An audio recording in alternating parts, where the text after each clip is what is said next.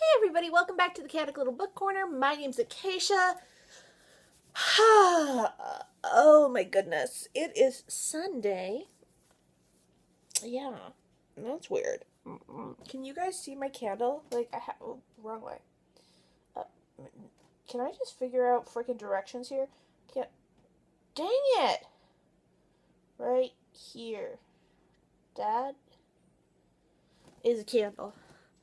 And I got it from Amanda. And it's pretty. It's called As You Wish. It smells awesome.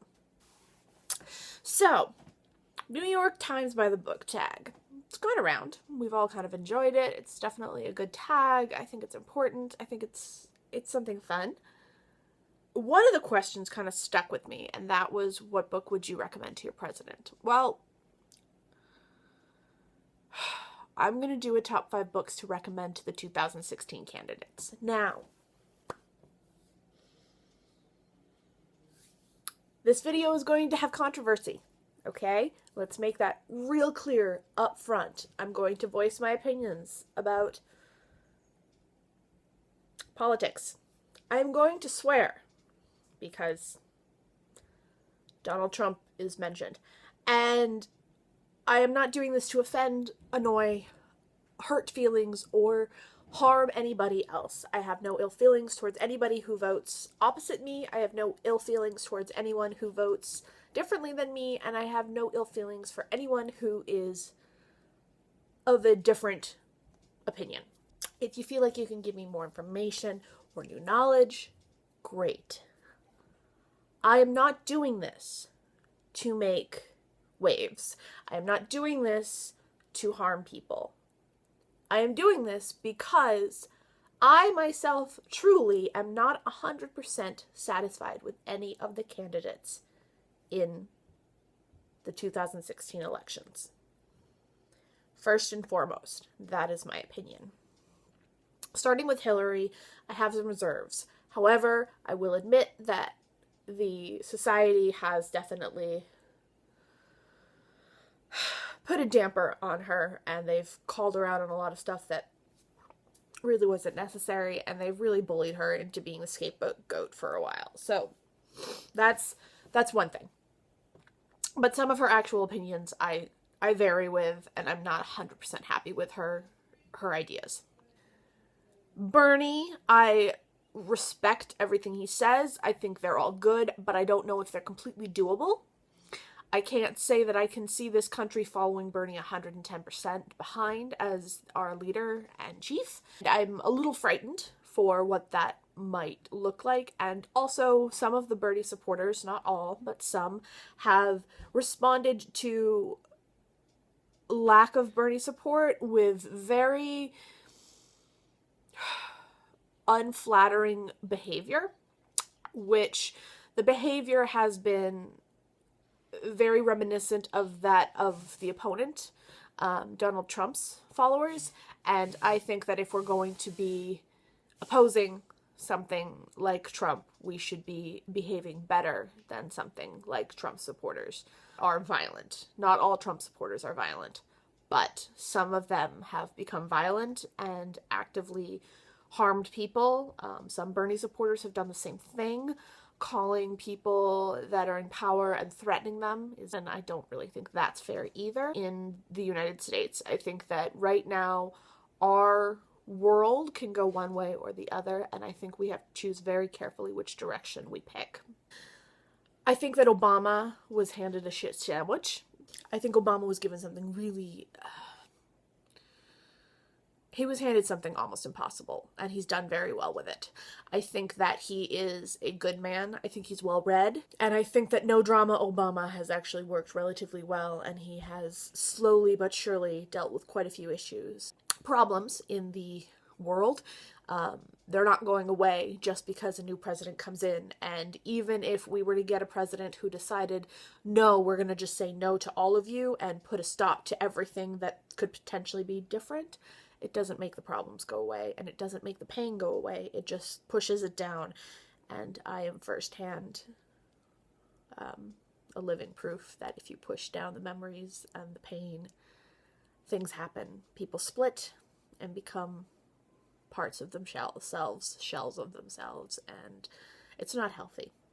So I don't want to see our country become so divided and so pained that we lose focus.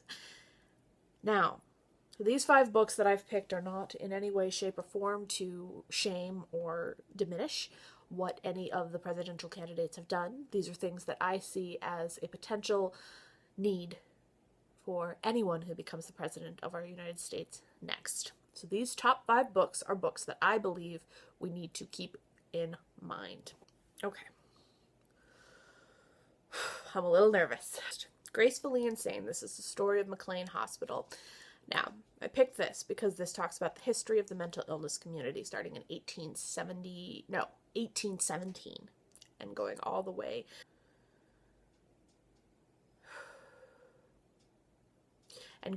to the 90s. Now, nobody is talking about this. And I understand that it's not the highest priority for a lot of people. However, if we look at the homeless community, if we view and visualize the homeless community, I think it's scary. And I myself know that I am blessed and I am privileged. I am part of the white community. I know that I am not neurotypical, so I'm not blessed that way. I'm not privileged that way. But I am part of the middle class.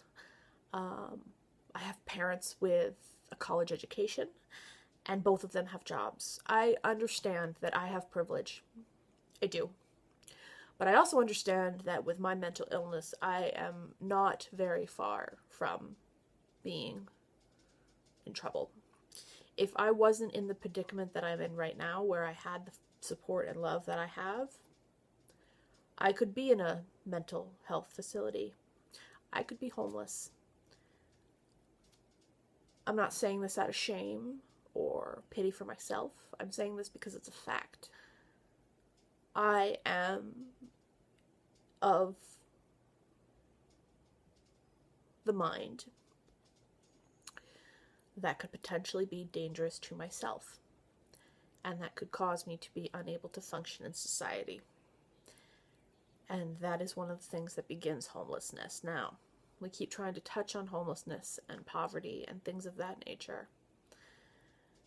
And we're forgetting that 1 in 4 people have mental illness and they need help. This community, the mental health community, it needs help, and it's not getting any support. And they're actually taking funding from us, especially here in Maine. Governor LePage has taken more funding than I can explain and was trying to put some of us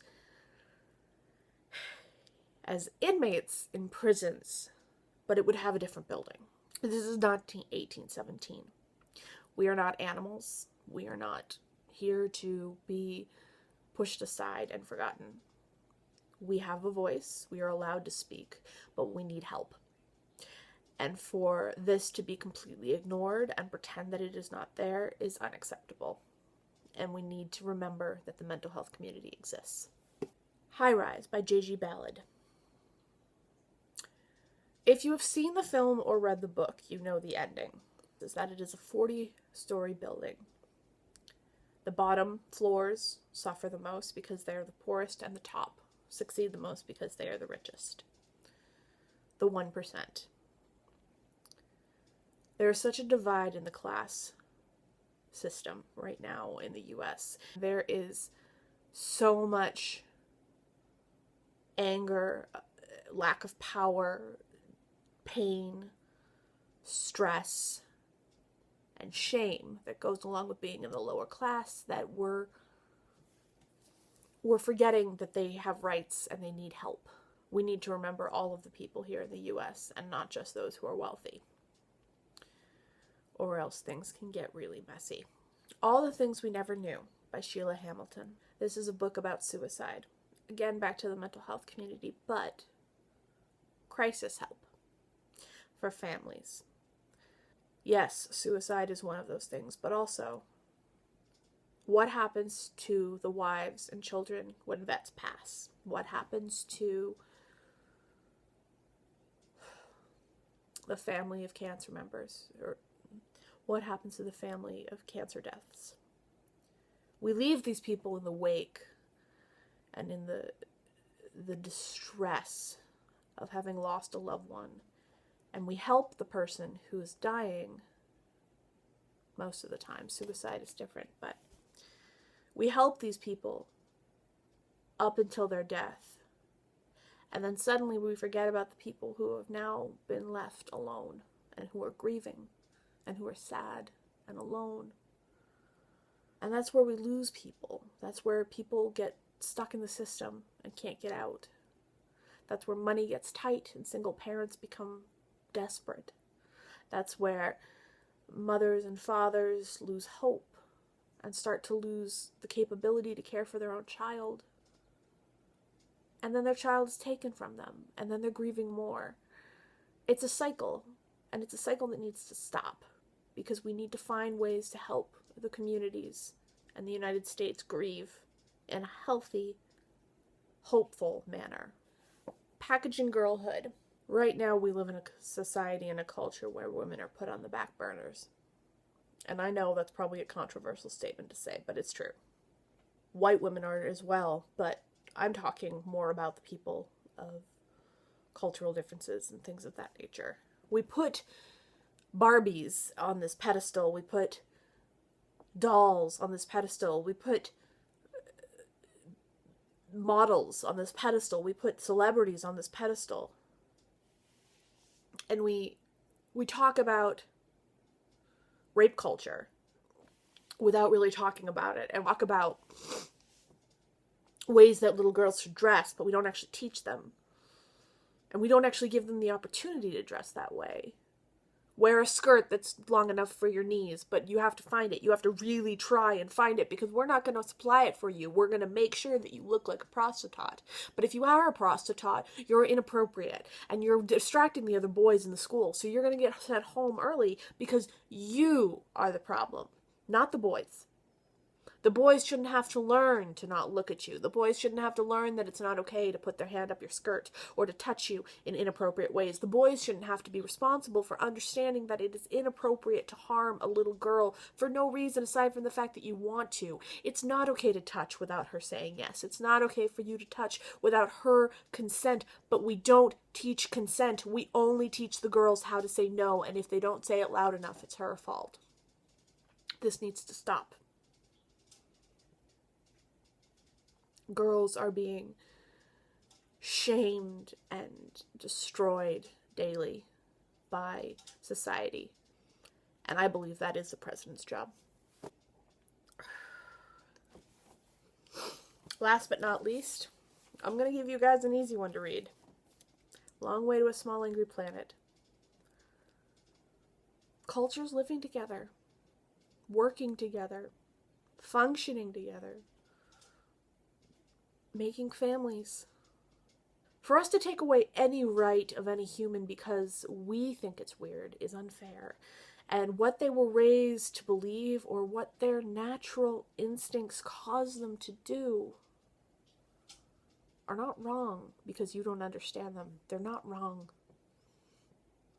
You need to understand that the people in this ship, in this United States, we're all different, and we're all going to function differently. But until you learn to support us in our differences, the ship can't fly properly. So that turned out to be a little different than I expected. My rant on Donald Trump I kept to myself because I'm not trying to cause anger here. I'm not trying to cause trouble. I'm trying to actually verbalize things that need to change. I didn't touch on anything that is normally brought up or comfortably brought up in the media because it doesn't need to get brought up. We need to think about bigger things, other things, different things that aren't being touched on. I hope that this video goes the way I wanted it to. And I hope that it doesn't offend. And I hope that it doesn't harm. Conversations, comments, quandaries, anything down below. Start a conversation. I encourage it. However, any cruel words said to myself or any subscribers will be deleted. Understand this. This is not a place to bash. This is a place to communicate and to converse and safe. I will see you guys soon.